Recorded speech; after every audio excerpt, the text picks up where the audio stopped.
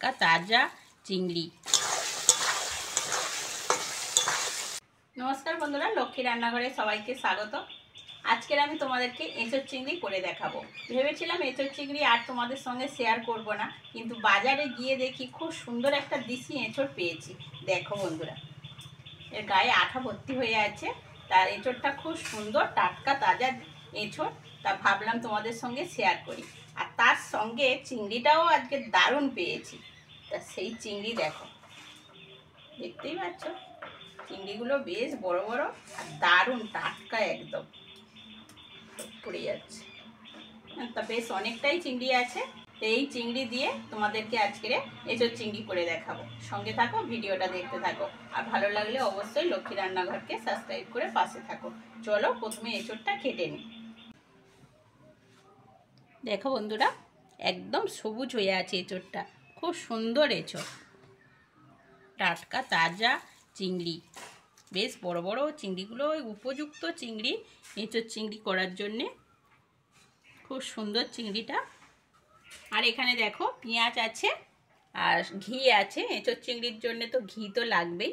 ঘি আছে, সর্ষের তেল। আর এখানে আছে হলুদ, লঙ্কার গুঁড়ো, গরম মশলা বাটা, জিরে বাটা, আদা বাটা, রসুন বাটা, টমেটো।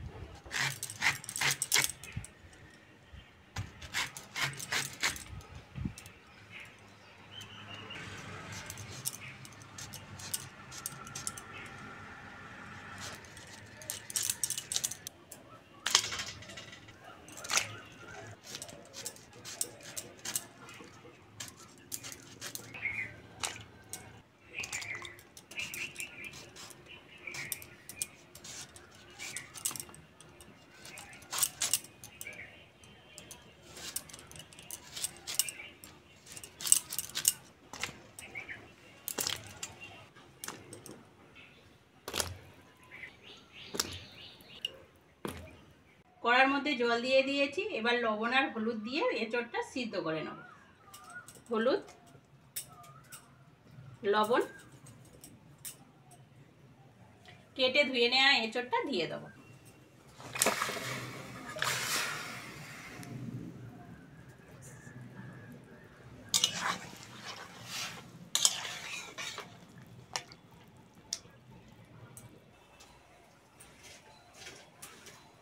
বন্ধুরা, ঢাকা দিয়ে ভালো করে সিদ্ধ করে নেব।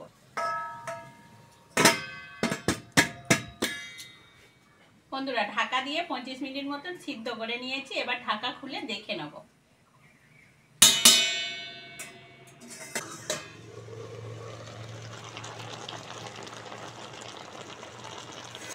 সঙ্গে আলুটা দিয়েও আলুটা সিদ্ধ করে নিয়েছি। ভালোই সিদ্ধ হয়ে গেছে, দেখতে পাচ্ছ এঁচোড়টা প্রচুর নরম হয়ে গেছে।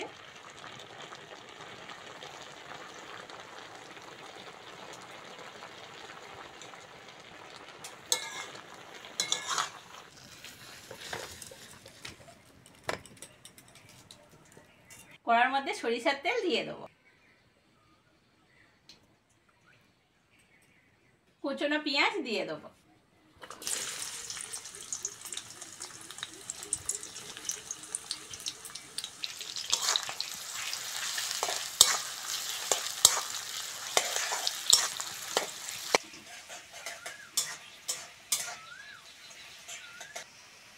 বন্ধুরা পেঁয়াজটা ভালো করে ভেজে নিয়েছি, এবার একে একে মশলাগুলো দিয়ে দেবো। রসুন বাটা, আদা বাটা, জিরে বাটা, লবণ, হলুদ, লঙ্কার গুঁড়ো, টমেটো,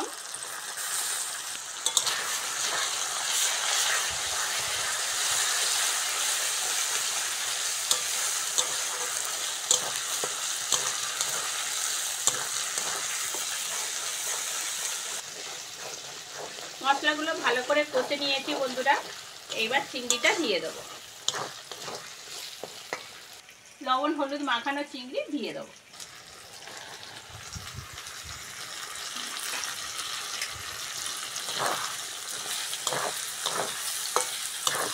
মশলার সঙ্গে চিংড়িটা ভালো করে ভেজে নেব।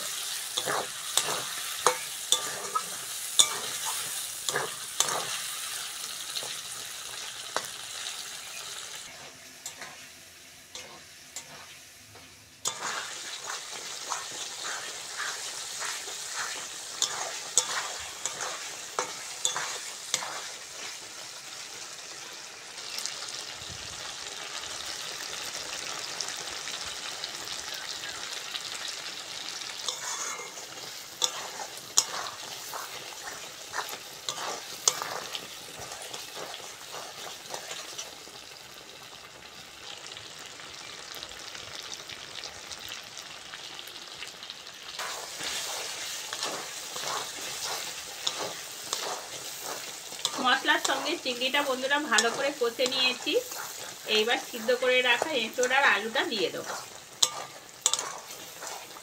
সিদ্ধ করে রাখা এঁচোড় আর আলু,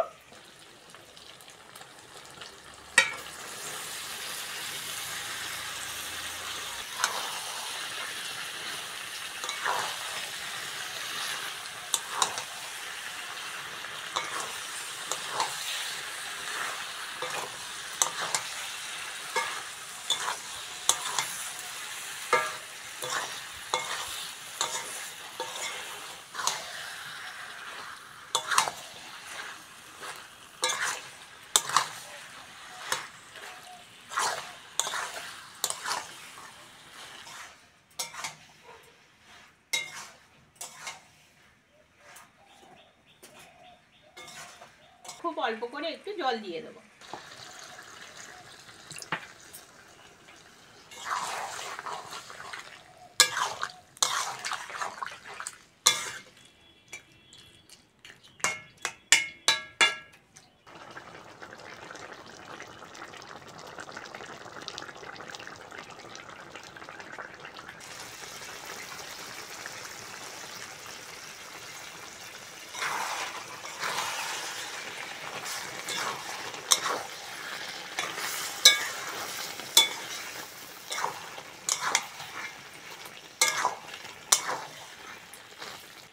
রেসিপিটা হয়ে গেছে বন্ধুরা, ঘি আর গরম মশলা দিয়ে নামিয়ে নেব।